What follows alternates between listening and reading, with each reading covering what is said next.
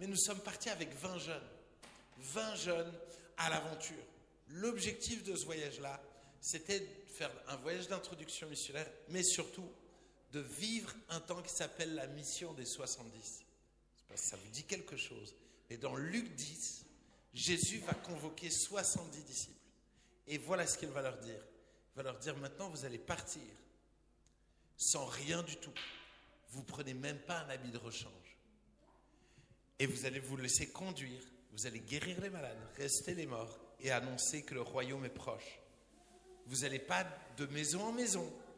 Vous allez voir si quelqu'un vous accueille, vous allez dormir chez lui, vous allez manger tout ce qu'on vous donnera et vous partez à l'aventure comme des agneaux au milieu des loups. Et c'est ce qu'on a fait. On avait 2 jours de préparation, jeûne et prière.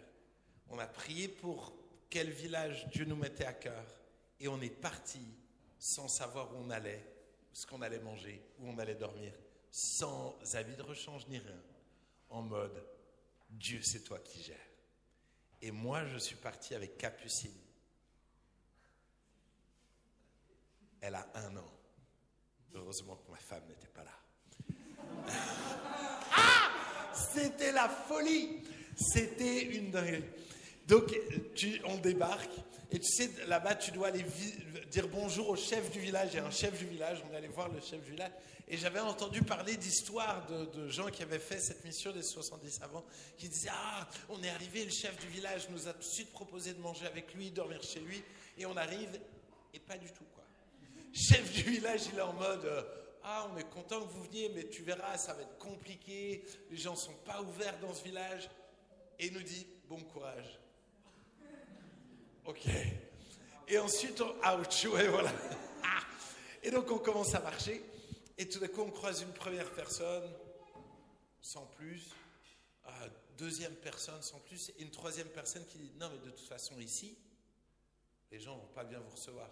Parce que la dernière fois que des chrétiens sont venus, ils ont mis la pagaille. On ne veut pas de vous, en fait. Vous allez nous poser des problèmes. Et moi, je suis là avec ma fille, en train de me dire, mais dans quel endroit je suis arrivé? Et donc, on prie, et puis tout d'un coup, on croise un groupe de jeunes, et on va les voir, et on commence à discuter, et tout d'un coup, les gars sont hyper ouverts. Tout d'un coup, ils nous posent plein de questions sur notre témoignage. On annonce l'évangile, on prie. Après qu'on ait prié, tout d'un coup, il y a des plats. Donc, ils mangent tous dans des mêmes plats, d'accord? Et donc, tout d'un coup, ils se font livrer. Alors, c'est pas Uber Eats, hein. Mais tout d'un coup, il y a une jeune femme qui vient avec 2 plats et qui les dépose devant nous avec des cuillères. Et il y avait assez de cuillères pour tout le monde, nous compris. Et tout d'un coup, ils disent, c'est trop bien, on peut manger ensemble. On a pu manger avec eux. Et je vous épargne toutes mes aventures, je vais en raconter d'autres, mais c'est le soir à 21h où tout d'un coup, quelqu'un nous a dit, venez dormir chez moi. Donc imaginez, toute la journée, je suis avec Capucine en mode, Seigneur, s'il faut dormir dehors, on va dormir dehors. Seigneur, c'est toi qui gères, c'est sur toi qu'on compte. Et pendant 3 jours, à chaque fois au dernier moment, on avait un repas. Chaque fois au dernier moment, on savait où on allait dormir. Et Dieu a pourvu pendant 3 jours. Laissez-moi vous raconter d'autres petits témoignages. C'est assez incroyable. Tout d'un coup, il y a un malade qui n'arrivait plus à respirer. Et ils voulaient l'amener à l'hôpital. Ils ont rencontré des chrétiens. Ils ont prié pour eux, complètement guéris. Tout d'un coup, il y a une petite fille qui était tellement malade, ça faisait plusieurs jours qu'elle ne pouvait pas aller à l'école. Ils ont prié pour elle, le lendemain, elle a pu aller à l'école, complètement guérie. On a vu une mamie qui tout d'un coup était malade, on a prié pour elle, elle a été guérie. Et le lendemain, nous on n'était pas au courant qu'elle était guérie, mais le lendemain, sa petite fille nous attrape et dit, est-ce que c'est vous qui avez prié pour ma grand-mère? Et donc la jeune fille qui était avec moi dit, oui, on a prié pour ta grand-mère. Elle dit, j'aimerais que vous puissiez prier pour moi parce que ma grand-mère, elle a été guérie et moi, je veux connaître ce Jésus-là. Et tout d'un coup, on a pu prier pour cette jeune fille. Tout d'un coup, il y a un groupe qui s'est retrouvé tout d'un coup un peu coincé parce qu'il y a des funérailles. Et quand il y a des funérailles, tout le village va aux funérailles. Et tout d'un coup, ils étaient un peu en mode, on ne sait pas quoi faire. Puis ils ont juste voulu honorer la famille. Et tout d'un coup, la famille était tellement touchée de ces toubabs, les blancs on les appelle les toubabs au Sénégal, et tout d'un coup ils lui ont dit mais on aimerait que vous dites quelques mots. Ils ont pu annoncer l'évangile à tout le village. Les gens étaient tellement touchés de l'évangile, vraiment tout d'un coup en plein funérailles, Dieu nous a ouvert une porte pour annoncer l'évangile finalement à tout un village. Qu'est-ce que je peux vous raconter d'autre? C'était assez incroyable de voir l'imam, un des imams qui était tout d'un coup en mode ma femme est gravement malade, on m'a pu prier pour sa femme. Tout d'un coup il a convoqué toute sa famille, on a pu annoncer l'évangile à toute sa famille, et à la fin je lui dis hey, moi j'ai déjà lu une grande partie du Coran, est-ce que tu as lu la Bible? Il a dit non. Il dit voilà mon défi pour toi, lis la Bible. Et tout d'un coup, hyper ouvert, on a eu des opportunités comme ça. Un autre imam était tellement touché de ce qu'ils ont fait qu'il a dit écoutez, moi j'aimerais vraiment qu'une église puisse s'ouvrir, je vous donne un de mes terrains pour que vous puissiez construire une église.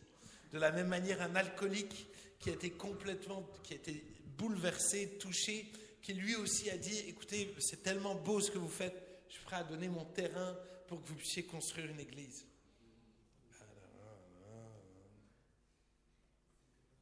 Ça va? Quelques petits témoignages, c'est sympa, non? C'est encourageant. Hein? Gloire à Dieu. Gloire à Dieu. Allez, dernier.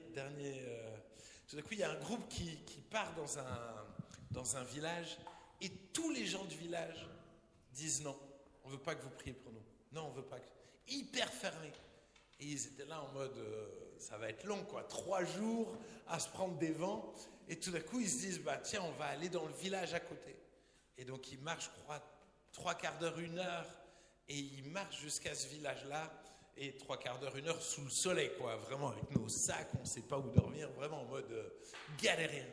Et tout d'un coup, ils passent d'un village hyper fermé, ils arrivent dans l'autre village, première famille, touchés, ils disent, tout d'un coup, quelqu'un dit, mais moi, je veux donner ma vie à Jésus. Tout d'un coup, le fils dit, moi, je veux donner ma vie à Jésus. La grand-mère, moi, je veux donner. Ils ont tous donné leur vie à Jésus.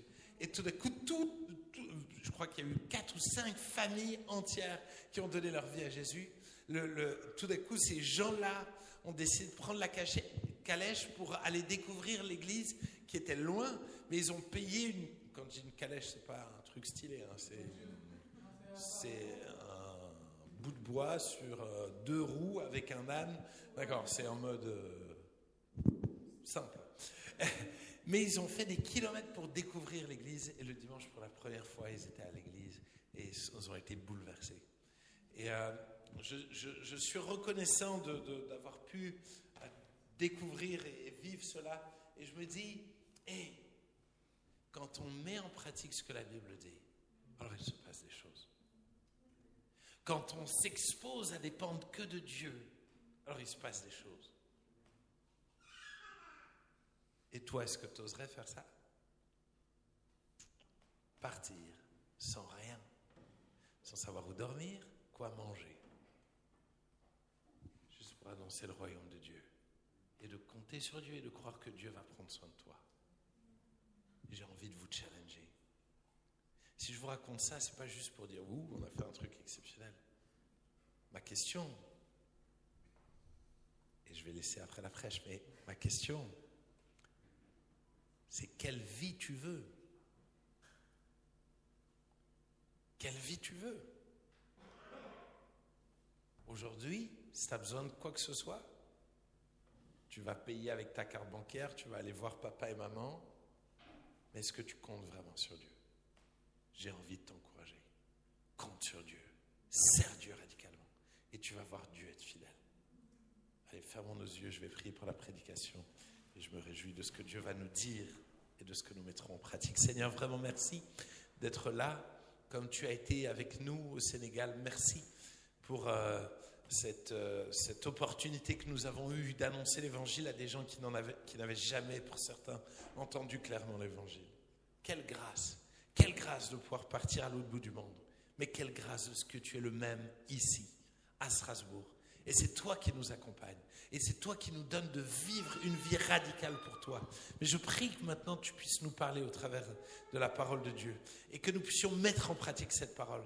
Parce que quand on met en pratique la Bible, alors le miraculeux prend place. Quand on met en pratique ce que tu nous dis, alors il se passe des choses. Et c'est vraiment ma prière pour nous aux plongeoires, c'est qu'on puisse plonger, sauter, arrêter d'avoir peur, arrêter de nous poser 1000 questions, mais qu'on puisse sauter dans l'inconnu et croire que tu es le Dieu merveilleux qui va nous rafraîchir, qui va agir puissamment en nous et au travers de nous. Merci Jésus d'inspirer ça. Amen. Vous pouvez l'encourager. Amen. Tu aurais pu garder le micro, hein, tu étais parti pour prêcher. Là. Yes, vous allez bien? Vous avez encore de l'énergie là un peu pour... Ouais, vous êtes chaud encore? Parfait. J'aimerais introduire par un petit jeu, si vous êtes chaud. Est-ce qu'il y en a qui connaissent le jeu Une famille en or? Il y en a qui connaissent? C'est un jeu... Je vois déjà une qui hoche la tête, ça va. C'est un jeu de vieux un peu, ouais. Mais c'est une famille en or. Vraiment, il y en a qui ne connaissent pas du tout? Ok. Le principe d'une famille en or, c'est qu'il y a deux familles qui s'affrontent dans un jeu et des questions sont posées. Ces questions, elles ont été posées à d'autres gens avant, donc à toute une, je ne sais pas quelle quantité de personnes, peut-être des milliers de gens. Et avec les réponses des gens, ils ont fait comme un classement en fonction de la question des réponses. Vous voyez? Donc il y a une question qui est posée, les gens répondent des choses, et avec toutes les réponses qu'ils reçoivent, ça donne un peu des stats. Voilà? Ça va? Donc là, je vais vous poser une question, et vous allez répondre. Vous allez lever la main, on va répondre, pour voir si vous répondez un peu la même chose que la plupart des gens. Ça va? Ma question c'est, je ne sais pas si tu l'as écrite ou pas, qui ou qu'est-ce que la génération Z et Alpha, autrement dit nous, ont tendance à ignorer? Donc un petit R à la fin, à ignorer. Qui ou qu'est-ce que la génération Z et Alpha ont tendance à ignorer? Voilà, donc là c'est à vous. Levez la main si vous avez une réponse. S'il n'y a pas de mauvaise réponse, voilà, le but c'est de trouver les réponses. La partie bleue, c'est là où il y a le plus de réponses sur un mot. Ouais. Les devoirs? Ok. Ok. Dans quoi tu l'engloberais les devoirs? Ouais. Ouais, ça marche. Des responsabilités un peu. C'est pas dans le top 3, mais ça fait partie c'est dans les derniers pourcentages. Quoi d'autre? Ouais. Nos anciens, excellent. On va le mettre dans... Les anciens, on va mettre dans la catégorie l'autorité. Nos anciens, ça va? C'est la deuxième partie. Il y a 18% des personnes qui ont répondu, parmi les jeunes, qu'ils ont tendance à ignorer les anciens. Quand tu dis les anciens, c'est ignorer... Ok, tout ce qui a été... Ok. Donc s'émanciper de ce que les anciens ont fait. Ok, il y a 18%. Il reste deux catégories. Ouais, vous êtes silencieux les gars. Ouais. Ah, justement, ils les ignorent pas. Au contraire, ils sont chauds pour les jeux vidéo. Ah bon, bah, du coup, c'est pas la majorité. Les informations, l'actualité, ouais, c'est pas dans le top 3, mais c'est dedans. Il y a 9% qui ignorent les informations, l'actualité. Bonne réponse. Il nous en manque 2. Je trouve le troisième, il est chelou, mais... Ouais.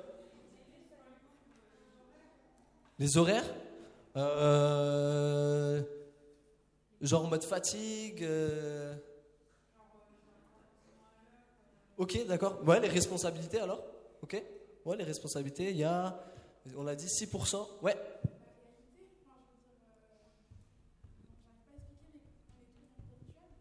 Ok. Donc quoi, on peut mettre ça? Donc, à ignorer le monde réel. Ok. C'est pas dans le top 3, mais ok, ouais. Le danger, ouais. C'est pas dedans. Comment? La politique, ouais. Info, actualité. Voilà. Dieu? Ouais, alors du coup ça a été posé à une population très large, donc ils n'ont pas inclus Dieu, mais moi je suis hyper d'accord pour ça. Ok. Ok. On peut le rentrer dans Beaucoup ignorent les inconnus. Donc, bon, en tout cas, c'est... les amis, le top 1, vous devez le trouver. Qu'est-ce qu'on n'aime pas? Ouais, ok, plus précis. Sois plus précise.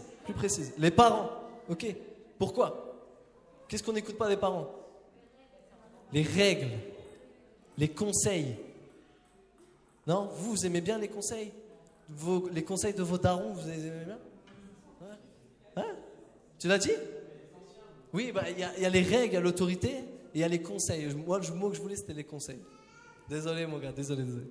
Et la dernière catégorie, c'est quoi? C'est les messages et les appels. Alors, je ne sais pas pourquoi, mais apparemment, on ignore beaucoup les appels. Et voilà, on les skip, c'est foutu. Yes. Aujourd'hui, notre problème, c'est qu'on a du mal à écouter les conseils. On a du mal à écouter nos anciens. On veut tout jeter. Alors, je ne dis pas qu'il faut tout reprendre des anciens. On a du mal à s'émanciper.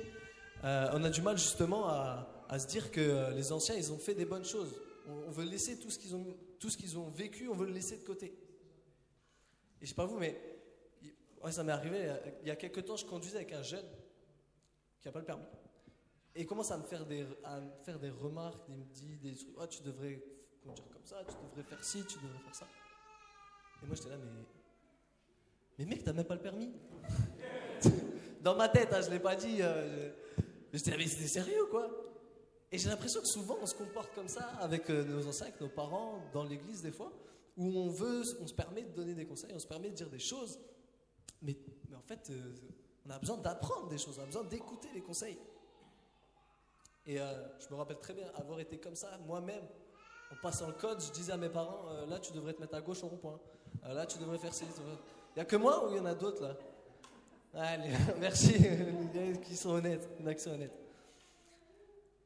Mais depuis quand l'enfant donne des conseils à son père? Depuis quand un enfant, c'est mieux que son père? Ma fille, elle a bientôt 2 ans. Elle sait pas mieux que moi. Elle a besoin de son père. Elle a besoin d'écouter les conseils de son père. J'ai l'impression qu'on n'est pas très bon pour ça. Et j'aimerais enchaîner avec une vidéo d'introduction. Si tu veux bien la mettre en route. C'est une histoire que la première sur le... Vous connaissez l'histoire, c'est l'histoire du Titanic.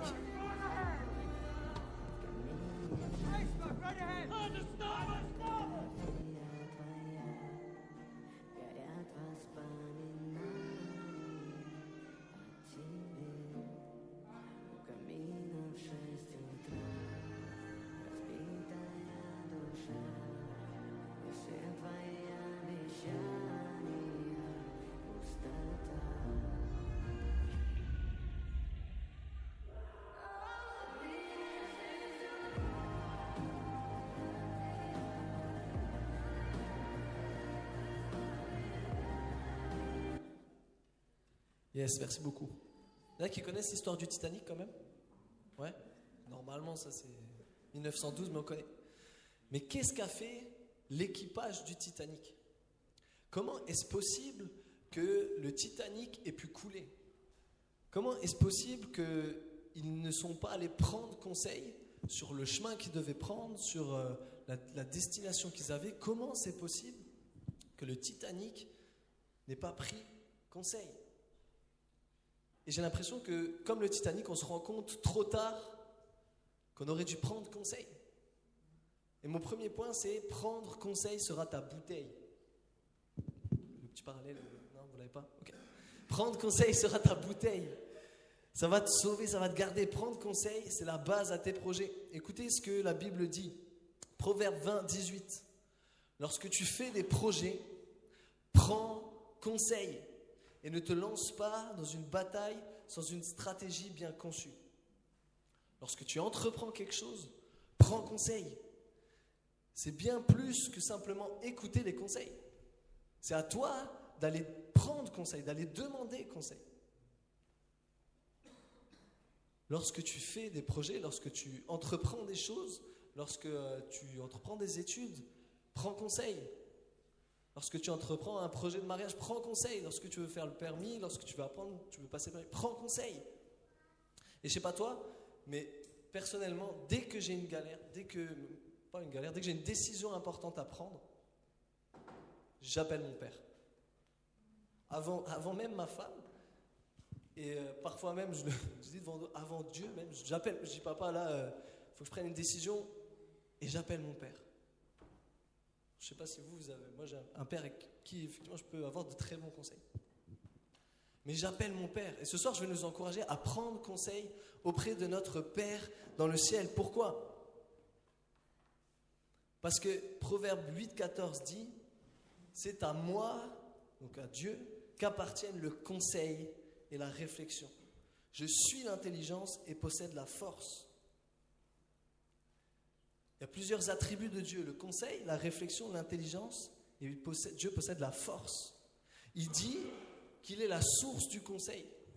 En gros, Dieu dit, je suis le conseil, je suis le conseiller. Tu as besoin de moi, tu as besoin que je te conseille, tu as besoin que je te conduise.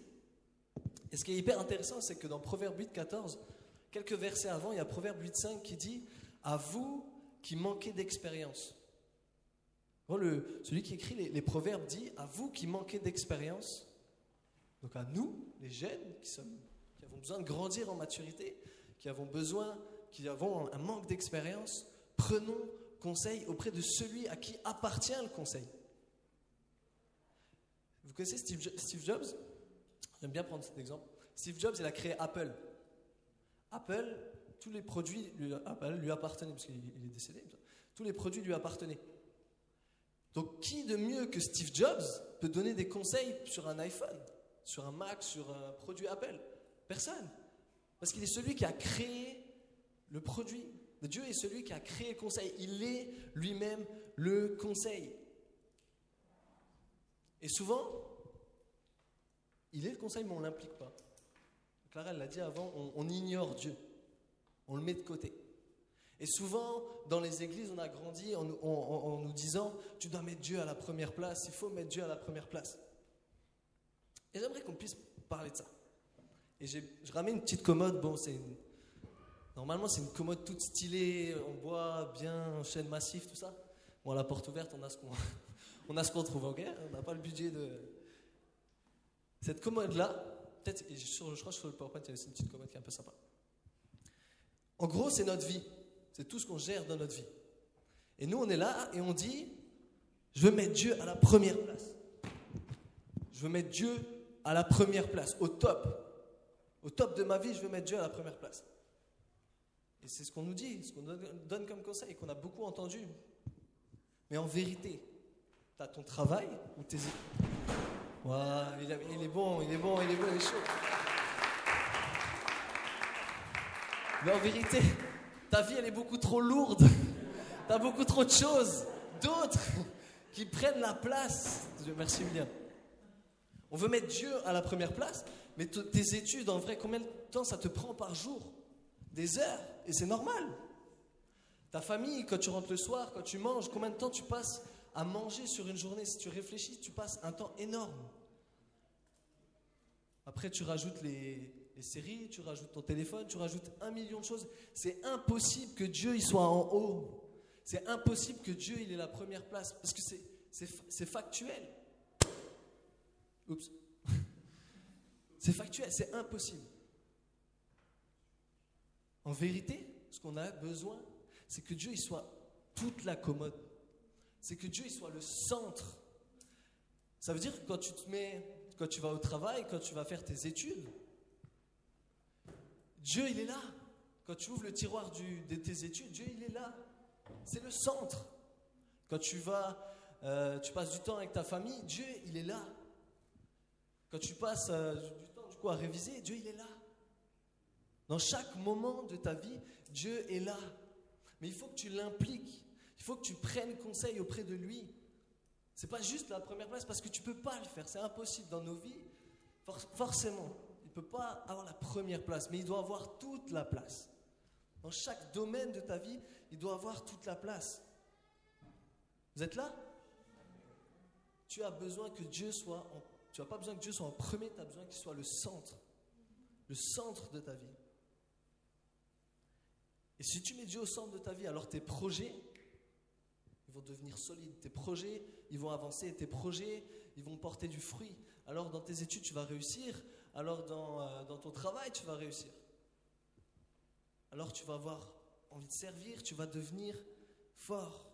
Mais tu as besoin, de prendre conseil. Et je crois que Dieu est le conseil, le centre de toutes choses, mais je crois qu'on a aussi besoin de prendre des conseils auprès de personnes autour de nous. Notamment des anciens. Thibaut, il m'a très bien introduit avec le groupe GAD. On a besoin aussi des fois d'entendre des conseils des anciens. Mais c'est mon deuxième point, comment discerner les bons ou mauvais conseils avant l'iceberg. Comment discerner les bons ou mauvais conseils avant l'iceberg? L'histoire du Titanic, je ne sais pas si tu savais, mais ils ont été avertis avant que sur la route qu'ils allaient prendre, sur le chemin qu'ils prendraient, il y avait des icebergs. Ils ont été avertis. Alors, bon, j'étais pas là, ok, c'est ce que j'ai lu un peu des articles et tout ça. Donc, il y avait des articles, des conseils qui ont été donnés au Titanic. Et désolé, mais un iceberg tellement gros comme l'a été sur cette mer-là, ça ne bouge pas comme un glaçon. Donc l'iceberg, peut-être qu'il peut bouger un petit peu, mais il ne peut pas faire 100 km et d'un coup, par hasard, tu tombes dessus. Ça veut dire qu'ils ont été avertis de ça. Et pourtant, ils se sont dit non, j'ai pas besoin. Non, le Titanic, il est insubmersible. Même Dieu ne pourrait pas le faire couler. Impossible. Impossible. Et on connaît l'histoire dramatique qui va se passer. Il y aura des milliers de morts. Mais si seulement le capitaine et son équipage avaient écouté les conseils, les avertissements. Et peut-être que certains, d'ailleurs, de l'équipage a dit, mais capitaine, vous ne croyez pas qu'on devrait quand même peut-être changer d'itinéraire, enfin un détour, c'est pas très grave. Non, on doit montrer au monde que nous, on est les meilleurs. Proverbe 13-20. Proverbe, c'est une dinguerie, les gars. Il faut lire Proverbe. Qui fréquente les sages deviendra sage, mais qui fraye avec les insensés va au-devant du malheur. Là, il y aurait pu avoir un mec sage qui disait non, mais vraiment, il faut qu'on étudie le chemin. Il ne faut pas qu'on aille vers cet iceberg-là. On court à notre perte. Mais non. Ma question pour toi ce soir, c'est de qui tu écoutes les conseils? De qui tu t'entoures? De qui a un accès à ta vie pour te donner des conseils? Sur les réseaux. Les amis, on écoute des conseils de gens qu'on ne connaît même pas. Tu les connais pas et tu es là, ouais, ce qu'il dit, c'est vrai. Mais en vérité, tu ne sais même pas ce qu'il vit. C'est vrai. Sur les réseaux, tu as à boire et à manger. Tu écoutes des fois des couples qui donnent des conseils sur comment trouver le bon partenaire, machin. Mais ils ont divorcé 3 fois. Comment tu peux écouter des conseils sur les réseaux des gens que tu ne connais pas? Peut-être même des fois, tu écoutes des influenceurs chrétiens. Mais est-ce que tu connais leur vie? Encore une fois, je ne suis pas en train de dire tout est mauvais. Hein, d'accord? Voilà. Tout n'est pas mauvais. Il y a des bonnes choses sur les réseaux aussi, des fois. ChatGPT. On en parle de ChatGPT? En vrai, ChatGPT, c'est le meilleur conseiller. Hein. Franchement, c'est... Les amis, il y a à boire et à manger. Tu vas plus écouter les conseils de tes potes qui ont un peu ton âge, qui manquent d'expérience, qui sont totalement immatures, plutôt que ceux de tes parents, qui eux ont une vision peut-être différente de celle de tes potes. Mais le problème avec ça, c'est que tes potes immatures, les réseaux, en fait, ils te confortent dans tout ce que toi tu veux. Donc en fait, les conseils qu'ils vont te donner, ils vont te conforter toi. Et je crois que nous devons apprendre à discerner les bons ou les mauvais conseils. Et apprendre à discerner les bons ou les mauvais conseils, c'est ne pas se fier aux conseils qui vont toujours dans ton sens. Il y a des gens qui te donnent des conseils. Et tu dis un truc, ils vont dire ouais, t'as raison, tu devrais faire ça, c'est vraiment une bonne chose. Ouais, t'as raison. Mais si ça va toujours dans ton sens, c'est un peu facile. Hein. On n'aime pas entendre les conseils qui piquent. Hein. Les conseils qui font ouch. Ceux-là, on ne les aime pas. Mais je crois que les bons conseils, parfois, viennent de personnes qui sauront te dire non, qui sauront te dire tes 4 vérités. Proverbe 27, 5, 6 dit Mieux vaut un reproche énoncé franchement qu'un amour qui cache ce qu'il pense. Un ami qui vous blesse vous prouve par là sa fidélité, mais un ennemi multiplie les embrassades. Mieux vaut un ami qui te dit la vérité, qui te reprend, qui te donne un conseil, qui te fait mal, plutôt qu'un ennemi qui t'encourage, qui te fait des embrassades, qui dit oui, c'est bien, c'est bien, c'est bien, et qui lui n'a aucune idée de la suite. Mieux vaut un ami qui vous blesse, mais qui vous prouve par là sa fidélité. Ma femme, elle m'a dit une fois, t'es orgueilleux. Je savais, j'aurais pu écrire là, Thibaut va dire, elle avait raison. Mais sur le moment, j'étais là, mais les zinzins, pourquoi tu me parles comme ça? Mais elle a raison. Et j'ai eu besoin d'un reproche. Alors il y a des fois des manières de dire les choses aussi. Mais ça m'a permis de me dire, mais j'ai besoin de grandir dans l'humilité. Et je suis orgueilleux, oui. C'est la raison, c'est vrai. On a besoin, ne rigolez pas, vous avez aussi besoin. On a besoin. Des fois, les conseils là, ils piquent. Mais c'est ceux qui oseront te dire la vérité qui vont te sauver. Et il y a un exemple, j'aime bien cet exemple-là. C'est la vidéo je peux mettre la vidéo de Ben Arfa. Il y en a qui connaissent, c'est une vieille ref aussi. Mais regardez, c'est un joueur de foot. C'est le gars au milieu là. Il a pris le ballon sur un contrôle orienté absolument extraordinaire, en vrai, pour ceux qui connaissent un peu le foot. Et il va aller marquer un but de dingue. Ce mec-là, il s'appelle du coup Hatem Ben Arfa, c'est un joueur français. Il a joué en équipe de France à haut niveau. Le mec, il avait un talent incroyable. Vraiment, il avait un talent de fou. Je pense que niveau pur footballistiquement, il avait un talent pas très loin de Messi, de gars comme ça. Peut-être Messi c'est loin, mais bref, vous captez le truc. Il avait un grand talent. Mais ce mec-là, il n'a jamais su s'entourer. Si tu relis un peu son histoire, dans tous les clubs où il est passé, il y a eu des problèmes. Son entourage, en fait, il était conseillé par ses potes de cité, par ses potes d'enfance, des mecs qui finalement ont vu là une opportunité pour eux de se faire de l'argent aussi, etc. Et en fait, il a écouté ces potes-là plutôt qu'écouter peut-être un agent qui avait de l'expérience, qui connaissait les choses. Et il était incapable d'écouter les conseils des coachs. Ce qui a fait qu'il a quand même eu une carrière pas non plus horrible, mais il aurait pu être beaucoup plus fort, beaucoup plus grand en tant que joueur s'il avait écouté les conseils, s'il avait su s'entourer de personnes qui le conseillent. Et je crois que Dieu nous a placés ici dans une église, dans le plongeoir, autour d'hommes et de femmes qui peuvent nous donner des conseils. C'est pour ça que Thibaut nous encourage à aller au groupe Grandir avec Dieu. On a des anciens qui peuvent nous donner des conseils. On a un pasteur qui peut te donner des conseils, qui sait des choses que tu vis. Tu as besoin d'écouter les conseils, mais de discerner avec qui tu peux réellement les écouter, les bons ou les mauvais. Deuxième conseil, pour discerner les bons ou mauvais conseils, c'est ne te fie pas à ce que tu ressens. Souvent, on a tendance à se confier en ce qu'on ressent. On l'a entendu déjà 1000 fois, c'est les sentiments. Tes sentiments te mentent. Tu te confies en tes émotions, en ce que tu ressens, et ça peut te altérer ta vision des choses. Et je crois que nous devons apprendre à ne pas nous confier dans nos sentiments. Et t'es là mais oui, mais personne ne peut me comprendre. Personne. Mais elle me comprend, elle. Elle vit les mêmes trucs que moi. Elle a les mêmes défis. On a trop de points communs. Non, t'as pas autant de points communs que tu crois. C'est tes sentiments qui te mentent. C'est ta vision des choses qui est fausse. Et je prends l'exemple de elle, mais pour lui, c'est pareil.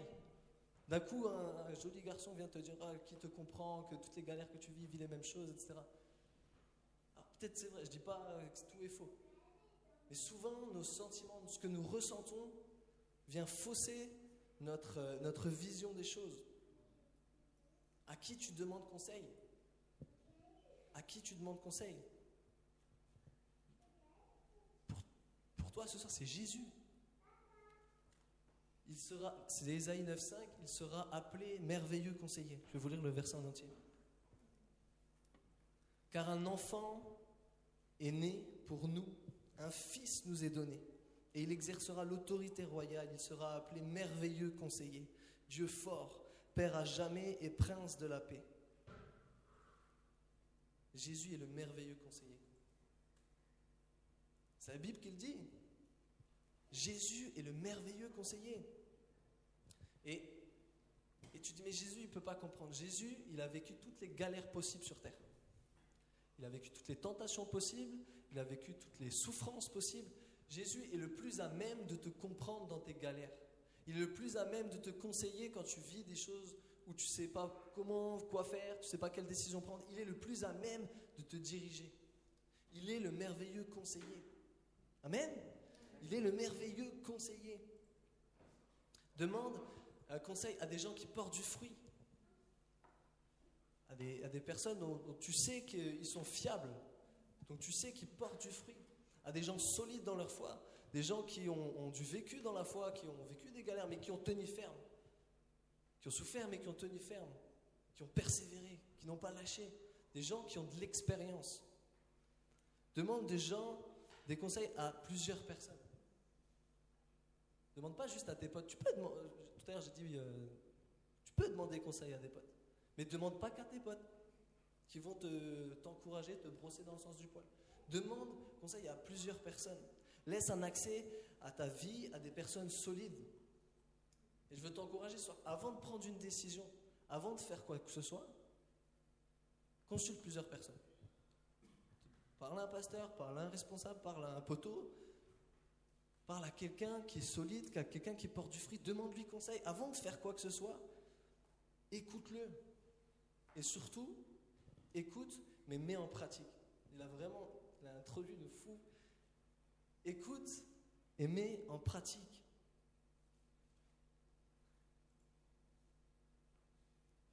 L'équipage là du Titanic, ils ont entendu les conseils. Donc, de base, ils ne les ont pas pris, mais quand on leur a donné, ils ne les ont pas écoutés. Ils les ont ignorés, ils n'ont pas mis en pratique. Donc ils ont entendu les choses, ils n'ont pas écouté pour mettre en pratique. Et Proverbe 19:20 dit « Écoute les conseils et reçois l'instruction, afin que tu sois sage dans la suite de ta vie. » Peut-être Joe et William, vous pouvez vous préparer pour la petite illustration, si vous voulez bien. De quoi? Ok, nice. Tenez. Merci beaucoup. Je vais relire le verset. Écoutez bien. Écoute les conseils et reçois l'instruction, afin que tu sois sage dans la suite de ta vie. C'est la version nouvelle édition de Genève. La version Summer, elle dit « Écoute les conseils, accepte d'être repris, et finalement tu deviendras sage. » Écoute et reçois l'instruction. Accepte-le. Mets-le en pratique. Ce n'est pas suffisant de juste entendre, écouter. Il faut que tu l'acceptes réellement. Ça va? Oui, ils sont en train de... Regardez, c'est lunaire ce qui se passe. Yes. Ça va? Ok. On va faire une petite illustration. Ça va? Je vais essayer de la faire du mieux que je peux. On a deux personnes. Une qui écoute les conseils et une autre qui va avoir tendance, en tout cas normalement vous allez le voir, à ne pas écouter les conseils. Ça va? Donc ils vont avancer dans leur vie, ils vont bouger, voilà, il y a des obstacles à passer, il y a des endroits où tu dois passer dans ta vie, etc. Ok? Parti? Allez les gars, avancez dans votre vie, avancez tout droit, mais vous pouvez enlever votre bandeau. Voilà, vous pouvez aller à gauche, juste à gauche. Ouais, l'autre gauche pour certains. À gauche, à gauche. Ok, il y en a qui mangent des chaises. Continue, avance dans ta vie, avance. À gauche, tu peux aller à gauche. Mais surtout, regarde bien ce que tu fais. Hein. Et avance. Peut-être tu peux prendre un temps pour prier, tu peux prendre un temps pour méditer la parole de Dieu, tu peux aller au plongeoir. Peut-être ce serait cool, tu checkes des gens, tu connectes avec des gens. Tu demandes conseil à des plus anciens, tu demandes conseil à un pasteur, tu demandes conseil à un responsable. Avance tranquille dans ta vie. Et là-bas, il y a un truc super cool. Vraiment, si tu vas là-bas, le super conseil du pasteur. Yes. On avance. Là-bas, il y a un truc hyper cool. Vraiment, ça va changer ta vie. Là-bas. Vraiment, près de l'escalier, là-bas, il y a un truc de fou.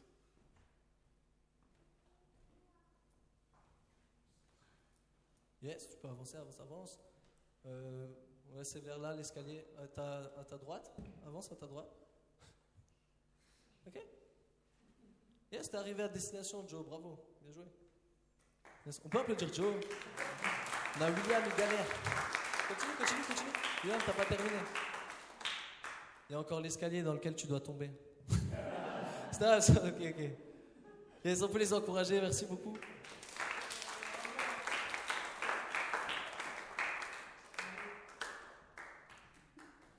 Le but de cette illustration durement menée, c'est de montrer qu'il y en a un qui écoute les conseils et il y en a un qui ne les écoute pas. À la base, ils avaient les mêmes choses. Ils avaient les yeux bandés, ils partent du même point de départ, ils sont à égalité. Et plus ils avancent, et plus il y en a un, quand on lui dit enlève ton bordon, l'autre il ne l'enlève pas, il continue à marcher comme lui il le veut, comme lui il l'entend. Non, moi je sais mieux. Et l'autre, il écoute les conseils et il se laisse diriger par les conseils. Il se laisse diriger par la voix de Dieu. Il se laisse diriger par le Saint-Esprit. Ma question pour toi, c'est c'est quand la dernière fois que tu as entendu le Saint-Esprit te parler? C'est quand la dernière fois que le Saint-Esprit t'a conduit et t'a dit non, ça, change de direction? Ou pas? Continue. C'est quand la dernière fois? Et j'aimerais nous encourager à réellement écouter les conseils. Mais ça passe par quoi?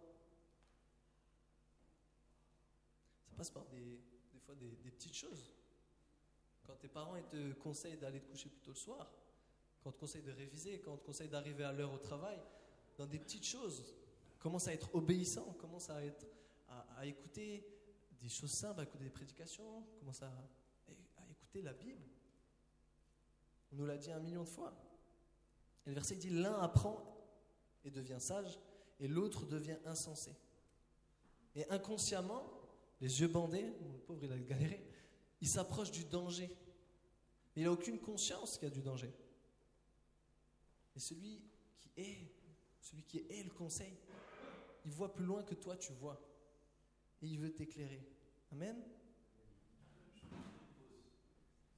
Est-ce que vous pouvez remettre les...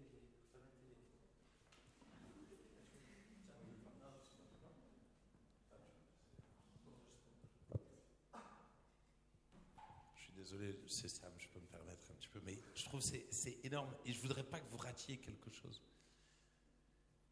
Je pense que l'enjeu, c'est que vous compreniez, c'est que vous êtes tout le temps aveugle.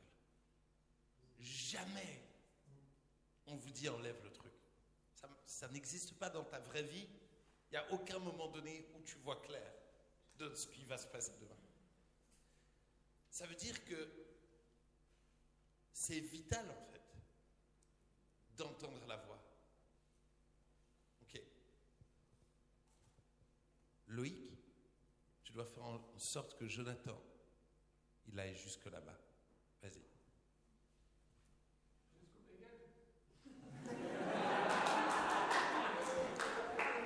Donc déjà, c'est bien, il lui donne une bonne indication qui lui donne la motivation. Vas-y. Vas-y tout droit. Un peu à gauche. À ta droite, pardon.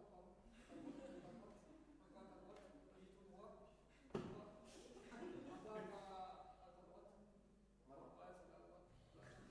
Vas-y tout droit. Un peu à ta droite. Ouais, c'est à droite. Vas-y tout droit. Ok. Qu'est-ce qu'on peut apprendre de ça? Pardon? Parfois on écoute mais pas suffisamment et on se prend quand même des obstacles. C'est hyper intéressant. Parfois on écoute mais pas assez bien, on se prend quand même des obstacles. Qu'est-ce qu'on peut apprendre d'autre? On avance par la voix. On avance par la voix. Ok. Il a eu confiance en la personne qui lui... voilà, il a eu confiance en la personne qui l'a guidé, malgré tout. Pourtant, il y a eu plusieurs fois où il s'est cogné, mais il a continué de faire confiance. Ok? Qu'est-ce qu'on peut apprendre d'autre? Parfois, on comprend pas tout exactement. Enfin, par exemple, va à droite, on va peut-être pas assez à droite. Enfin voilà, on interprète et on sait pas toujours ce qu'on entend, c'est pas toujours ce qu'il faut faire. Ouais, c'est intéressant. Ce qu'on entend, c'est pas toujours ce qu'il faut faire. Donc ça, on l'a entendu, ça me l'a bien dit, mais ça montre l'importance de bien choisir. Ça montre aussi la responsabilité de celui qui donne des conseils. Parce que, effectivement, on doit tous écouter des conseils. Mais je vous connais, je sais que vous donnez des conseils à d'autres. Donc, petite parenthèse, ferme ta bouche si tes conseils ne sont pas bons. Faisons un deuxième test. Jonathan, tu es libéré? Ok. Maintenant, vous allez tous le guider et vous devez le guider pour qu'il soit assis ici. Ok. C'est à vous de faire en sorte que ce gars-là, il soit assis là. C'est parti. À droite.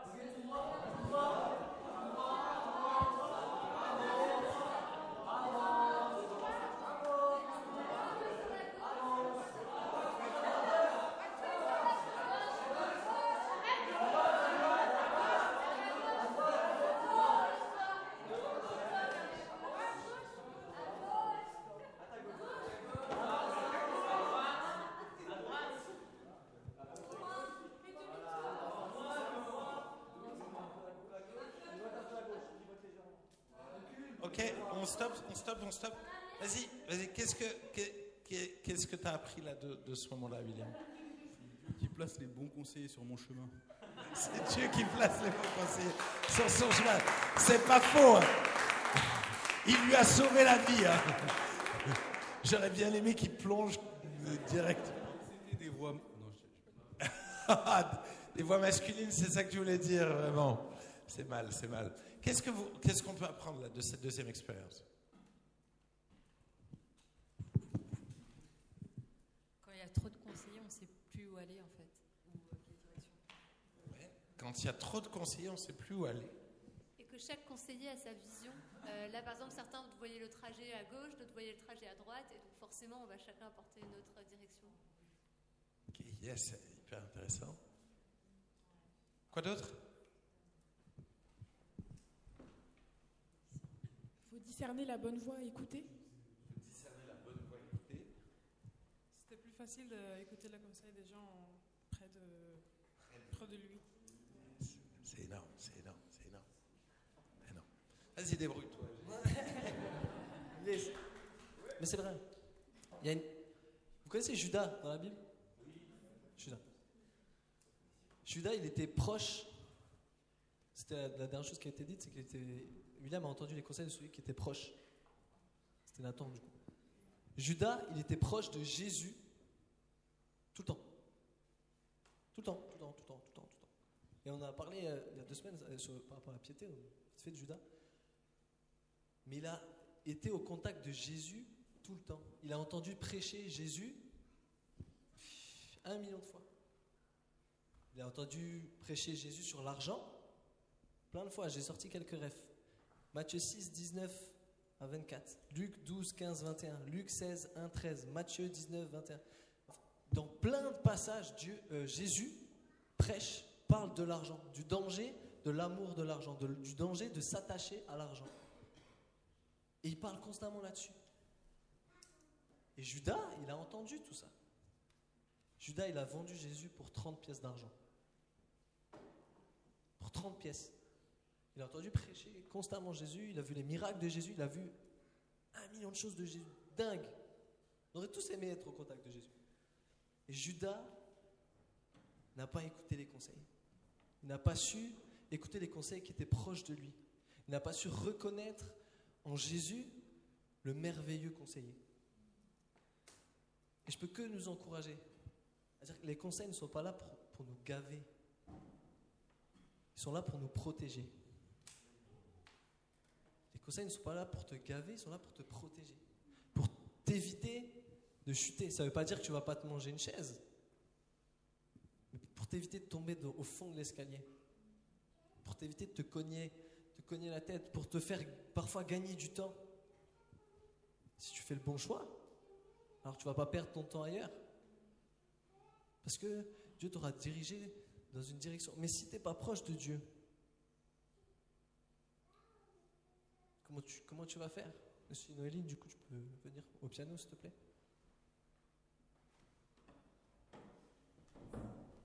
La dernière chose que j'ai notée, c'est les conseils sont là pour aussi te faire garder les pieds sur terre.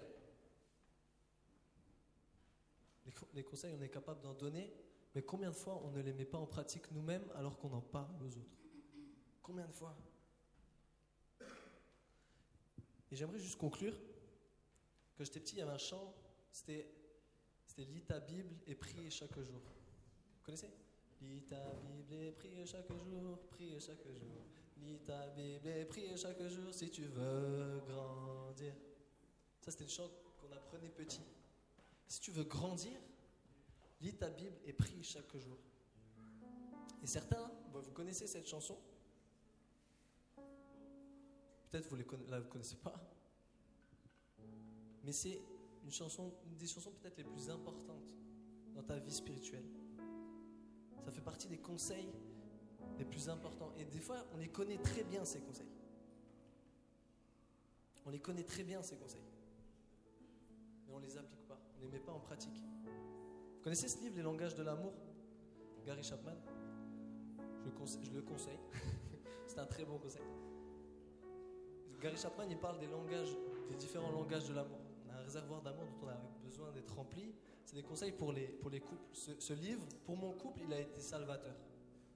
Il y a énormément de très bons conseils. Il parle le conseil au regard de la parole de Dieu aussi. Il est excellent, vraiment. Il y a des très bons conseils. Mais le but du livre, c'est pas que je garde le livre. Le but du livre, c'est que j'écoute les conseils, que je les mette en pratique avec ma femme. Le but du livre, c'est pas que je dorme avec mon livre. Ah, il est super. Les conseils sont géniaux. Ils sont géniaux. C'est trop bien, les conseils. Le but du livre, c'est qu'il m'aide à me rapprocher de ma femme. Les amis, le but de la Bible, c'est que tu écoutes les conseils pour te rapprocher de Dieu. Le but de la Bible, c'est pas juste que tu apprennes des versets par cœur et que tu dises « Je suis un bon chrétien, j'apprends mes versets, je lis 5 chapitres par jour. » On s'en fiche. J'ai appris des versets par cœur en formation biblique. C'est très bon de connaître des versets par cœur. C'est pas ce que je dis pas qu'il ne faut pas lire. Mais si tu les apprends comme une leçon, mais que tu ne les mets pas en pratique, ça ne sert à rien. Le but de la Bible, le but du livre, c'est de te rapprocher de celui qui a écrit le livre. Là, c'est Dieu.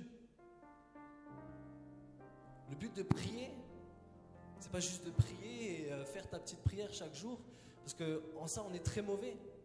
On va avoir une série sur la prière, on est hyper mauvais. Dans d'autres religions, ils prient beaucoup plus que nous, certains. Ils prient des heures, ils sont à genoux des heures. On prie très peu. Mais le but, c'est pas que tu pries 5 heures, il n'y a pas d'objectif. Le but, c'est que tu te rapproches de celui à qui tu pries. Le but, c'est que tu te rapproches de Jésus. Vous captez le truc? C'est pas juste un livre. C'est Dieu qui l'a écrit. Et si tu mets en pratique, ça va bouleverser ta vie. Ça va changer ta vie. Ça va t'amener à vivre une vie nouvelle. Une vie en abondance avec la joie, la paix, l'amour. Ça va te changer toi, mais il pourrait bien que ça change toute ta famille. Les amis, on néglige beaucoup trop les conseils de la Bible. Ce saint livre est rempli de conseils. Nous avons besoin de nous en nourrir, nous avons besoin de l'accepter, de le méditer, de mâcher, de le manger pour nous rapprocher de Dieu. Pas comme un objectif bidon, mais pour nous rapprocher de Dieu.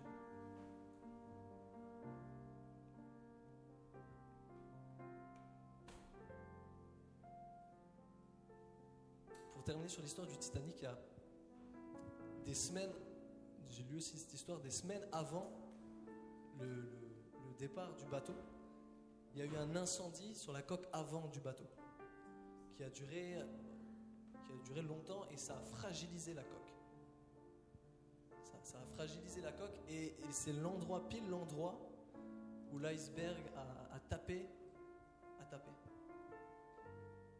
Et je sais que certains d'entre nous, on a été fragilisés par des choses. Et le danger à ne pas écouter les conseils de ce que dit ce livre, de ce que dit la parole de Dieu, le danger c'est la mort, le danger c'est que tu coules. Si tu n'écoutes pas, tu vas couler. Fermons nos yeux, on va prier.